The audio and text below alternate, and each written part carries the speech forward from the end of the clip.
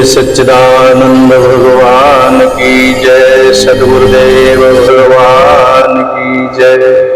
आइए आज हम समझते हैं क्षमा के बारे में। गीता में जैसे बताया, अमानित्व मदम्भित्व अहिंसा क्षांतिराजवम आचार्योपासनम शौचम स्थैर्यम मातृ निग्रह।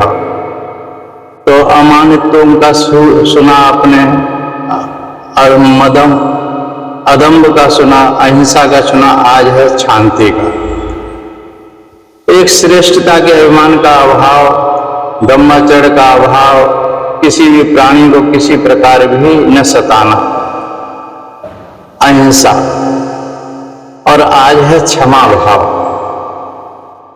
पांचवा मन वाणी आदि की सरलता, 6 श्रद्धा भक्ति रहित सहित गुरु की सेवा, 7 बाहर भीतर की शुद्धि, 8 अंतःकरण की स्थिरता और 9 मन इंद्रियों से शरीर का निग्रह। ज्ञान साधना का चौथा धर्म शांति या क्षमा है।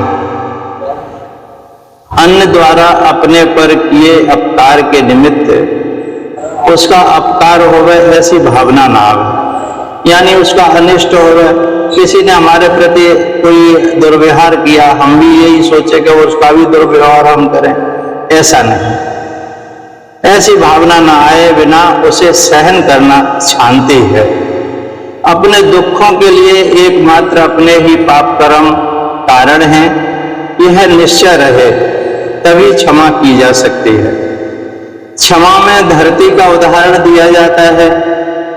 हम इसे हर तरह पीड़ित करते हैं, फिर भी सब सहकर यह हमारा धारण करती है, हमें अनादि से उपकार ही करती है। एक राजा अपने बगीचे में बैठा था, अचानक उसे एक पत्थर आकर लगा।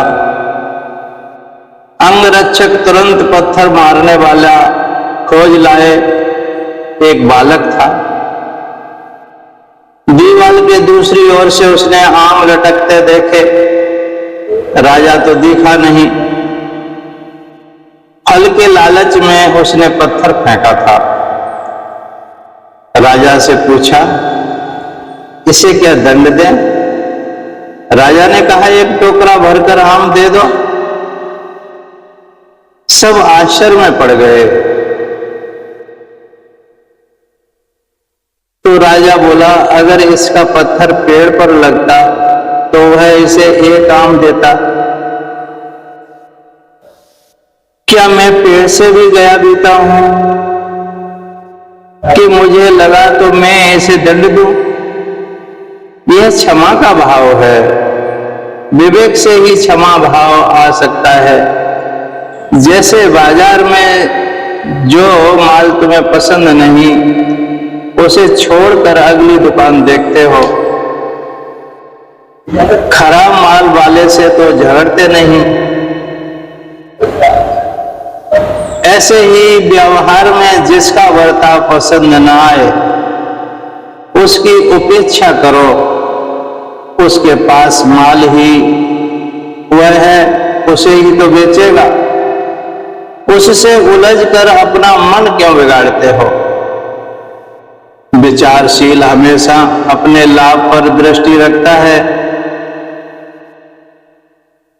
प्रसिद्ध है कि एक महात्मा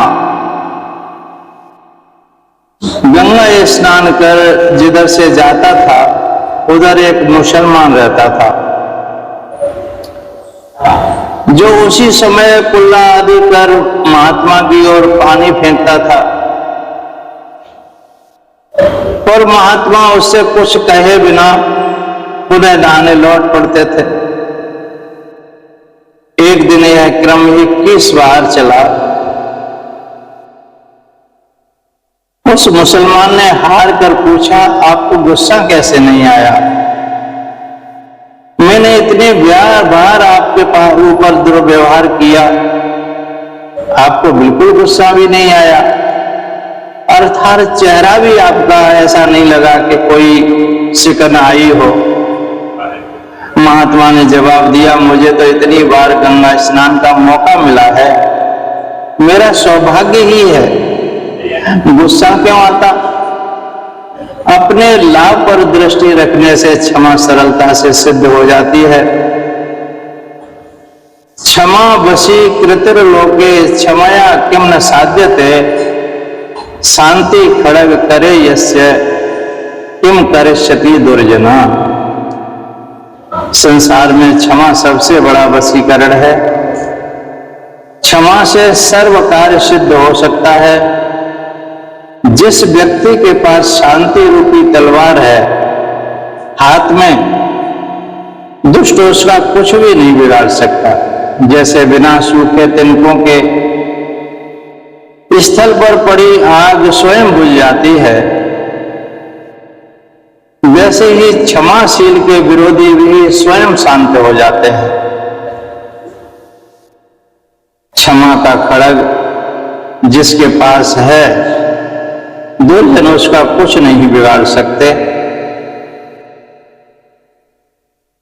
एक स्याही की शीशी होती है दवात, एक शीशी आती है जिसे उलटने पलटने पर भी उससे स्याही बाहर नहीं निकल गिरती। उसका केंद्र बिंदु ऐसा रखते हैं कि स्याही न निकले। ठीक इसी प्रकार क्षमाशील व्यक्ति का केंद्र बिंदु परमात्मा से बाहर नहीं जाता। अतः बार बार विचार करने की आवश्यकता है। क्षमा को टाले नहीं कि आज प्रतिक्रिया कर लूं, कल से क्षमा करूंगा, क्योंकि अक्षमा को एक बार स्थान मिल गया तो वह बढ़ती ही जाती है। उसे हटाना उतना ही मुश्किल हो जाता है।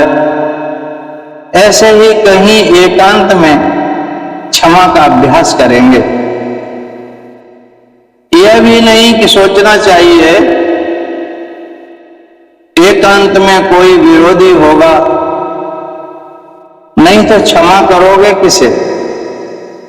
विरोध होने पर ही क्षमा का अभ्यास संभव है। परमात्मा अत्यंत क्षमाशील होने से ही हमारे अनादिकाल के सब अपराध क्षमा कर हमारा कल्याण कर देते हैं।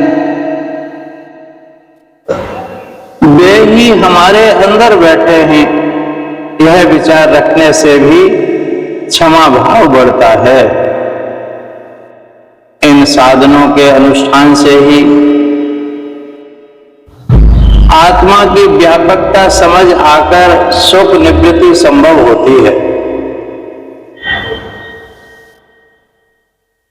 तो धन्यवाद, आपने सुना, समझा, पढ़ा तो लाइक सब्सक्राइब कीजिए। नहीं समझ में आया तो कमेंट करके पूछिए, हम बताएंगे। आप और हम क्षमावान होकर आत्म साधना में आगे बढ़ें, ज्ञान यात्रा में आगे बढ़ें। जय श्री कृष्ण। सद्गुरुदेव भगवान की जय, सच्चिदानंद भगवान की जय। सोहम सोहम सोहम।